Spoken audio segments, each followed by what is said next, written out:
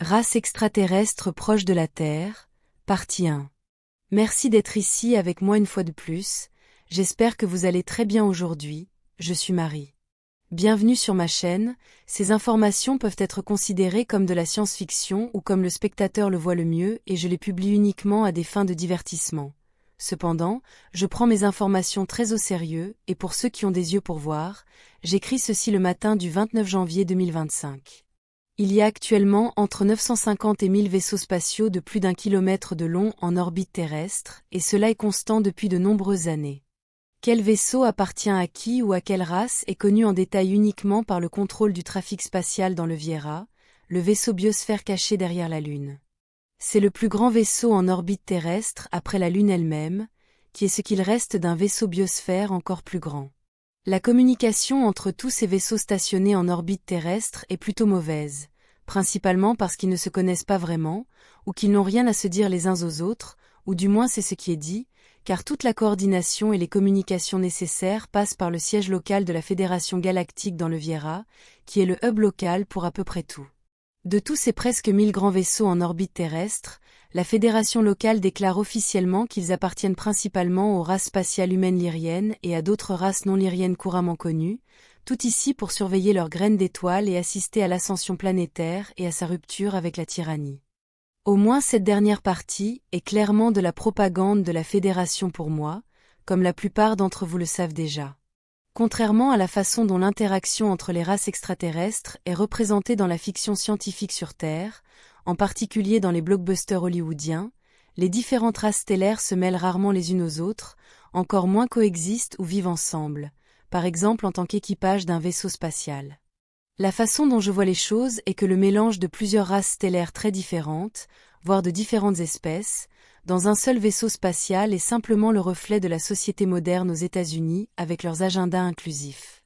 La réalité de l'espace est toutefois bien différente, car bien que plusieurs races stellaires puissent avoir de nombreuses choses en commun, la plupart d'entre elles ont et observent leurs propres comportements, routines et procédures, avec lesquels d'autres peuvent ne pas être d'accord, même s'ils appartiennent à la même race génétique, par exemple les humains lyriens.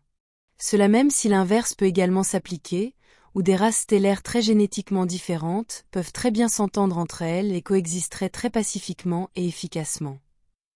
Les équipages mixtes à bord des vaisseaux spatiaux sont une chose rare car ils préfèrent tous fortement être parmi les leurs. Par exemple, il y a quelques années, un humide du nom de Il 342 a vécu pendant quelques mois avec les Tégétiens à bord du vaisseau spatial Toleka, en tant que réfugié de sa propre société car il était devenu victime du problème de cris télépathiques que beaucoup d'humides développent. Il était à bord du vaisseau spatial Toleka, jusqu'à ce qu'il commence à causer des frictions parmi les membres de l'équipage lorsqu'il a été découvert en train de manger leurs poissons de compagnie dans le laboratoire d'aquaponie. En les mangeant crus et encore en train de gigoter, ce qui a profondément choqué les Tégétiens, donc c'était la fin de leur relation avec lui, ce qui s'est passé ensuite m'est inconnu. Le seul endroit où d'innombrables races d'étoiles très différentes se côtoient constamment est dans le vaisseau biosphère andromédien Viera, car comme je l'ai mentionné ci-dessus, c'est le principal centre d'activité pour toutes les cultures qui ont des affaires à faire avec la planète Terre. D'innombrables races stellaires d'origines très différentes y vivent temporairement ou définitivement en tant qu'invités de la Fédération Galactique.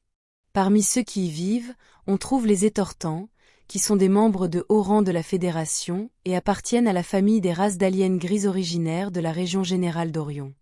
Ils sont là depuis plus d'1 an maintenant et ils ne sont jamais porteurs de bonnes nouvelles, bien qu'ils soient officiellement une race positive. Pourtant leur présence a toujours été liée à des événements tragiques, des catastrophes de toutes sortes sur Terre. À ce stade, je ne sais pas ce qu'ils préparent ou ce qu'ils font là-bas, rien de bon, c'est sûr. Ensuite, nous avons les Andromédiens qui sont les propriétaires du vaisseau biosphère Viera et qui sont les hôtes officiels du siège local de la Fédération Galactique. Ils affirment être ainsi simplement parce qu'aucune autre race stellaire ici en orbite terrestre n'a un vaisseau aussi grand, assez grand pour être un centre d'activité de la Fédération Galactique. Les Andromédiens sont censés être une ancienne race d'étoiles non lyriennes basée sur la logique et l'éthique élevée. Leur forte croyance dans le karma et le fait de croire que toutes les actions entraînent des conséquences, à mon avis, les fait stagner en tant que culture et les fait devenir complices des choses louches que la Fédération Galactique fait constamment, en particulier en ce qui concerne la planète Terre et tout ce qui s'y passe. Complices par omission d'action et en raison de leur affinité à respecter le droit de l'espace quoi qu'il arrive, même si cela va à l'encontre de l'éthique. Cela les amène constamment à prendre des décisions inconfortables où la loi peut aller à l'encontre de leur propre éthique, les poussant à préférer ne rien faire, pour éviter de générer du karma. La prochaine race fortement présente dans le Viera et ayant beaucoup d'influence sur Terre en ce moment sont les Arcturiens, qui sont des parents génétiques des Andromédiens, ce qui les met mal à l'aise, et qui sont présents ici sous leurs 3 principales variantes, les Corinthiens, les Dévoniens et les Diasliantiplex, cette dernière étant leur variante la plus courante, du moins dans cette région. Ils sont également une race logique ancienne, célèbre pour être de grands constructeurs, architectes et ingénieurs. Leur haute logique dans leur comportement est seulement égalée par leurs accès émotionnels constants, créant une forte contradiction culturelle parmi eux. Un autre groupe assez notable de races stellaires actuellement en orbite autour de la Terre sont les Syriens, principalement de Sirius A, mais pas seulement. Bien que nombreux, ils sont restés très silencieux ces dernières années, car ils ne se mêlent pas ou ne partagent pas leurs pensées, actions ou idées avec quiconque, du moins pas récemment. Ensuite, je dois mentionner les Malakaks, également connus sous le nom de Grands Blancs, qui sont connus pour coopérer étroitement avec les gouvernements terrestres. Bien que les Tégétiens aient enquêté à ce sujet auprès de la Fédération Galactique, nous n'avons jamais reçu de réponse claire sur ce qu'ils font ou comment ils coopèrent avec qui sur Terre.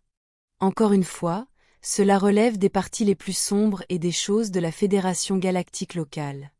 La race des Grands Blancs peut être couramment vue dans la région générale de Las Vegas, dans le Nevada, où ils ont été repérés se mêlant à la population humaine, se faisant passer pour de simples humains très blancs et grands. Et d'autant que je sache, les humains ont tendance à les voir comme étranges, à supposer qu'ils sont simplement des humains, et finissent généralement par les ignorer, même s'ils sont des extraterrestres en face d'eux. Nous croyons que leur présence dans cette région est directement liée à la célèbre base navale située dans le désert qui porte le nom de Zone 59, vous savez laquelle. Et oui, c'est une base navale car elle appartient à cette branche militaire, peu de gens le savent. Ensuite, une autre race hautement notoire, principalement silencieuse, est celle des Alpha Draconiens, ou Alpha Draco, qui sont stationnés dans des vaisseaux en forme d'agave super grands. Ils semblent simplement être là, et sont rarement connus pour interagir avec d'autres races stellaires.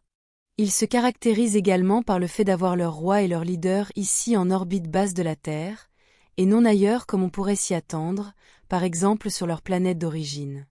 Les 2 autres races d'étoiles avec leur roi ou leur reine stationnés en orbite terrestre sont les Urma et les Tégétiens, mais vous le saviez déjà. Toutes les autres races n'ont que des ambassadeurs ou des représentants dans cette région de l'espace. En tant que reine tégétienne, je suis censée interagir avec presque n'importe quelle race stellaire, mais jusqu'à présent, la situation exopolitique à laquelle j'ai dû faire face m'a principalement amenée à interagir avec des races stellaires lyriennes plus humaines, telles que les Antariens, bien que j'ai principalement interagi avec le Conseil d'Alcyone, qui est principalement composé de variantes lyriennes plus humaines. Les seuls lyriens non humains avec lesquels je suis constamment en contact sont les Andromédiens dans le vaisseau Biosphère Viera, et bien sûr, les Shahurma avec lesquels les Tégétiens entretiennent une relation forte et bonne. Ce sujet se poursuivra, où je détaillerai les races étrangères en orbite terrestre en ce moment. Ce sera tout pour aujourd'hui. Comme toujours, merci de regarder ma vidéo et de liker, partager et vous abonner pour en voir plus. Cela aide beaucoup cette chaîne à se développer, et j'espère vous voir ici la prochaine fois. Avec beaucoup d'amour et d'appréciation, votre amie, Marie.